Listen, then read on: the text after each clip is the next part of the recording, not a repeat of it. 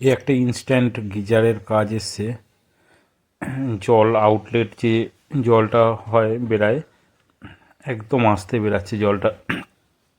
Service করলে হয়ে যাবে, সার্ভিস প্রবলেম।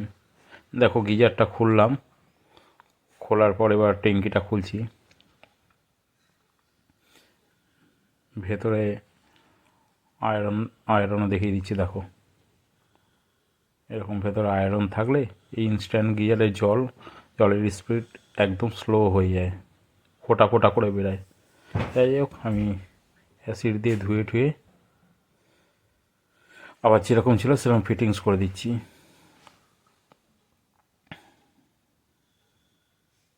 যখনই গিজারের থেকে জলের স্পিড কমে আসবে, মনে করবে এটা আয়রন প্রবলেম আছে, সার্ভিস করে দিলে পরে ঠিক হয়ে যাবে।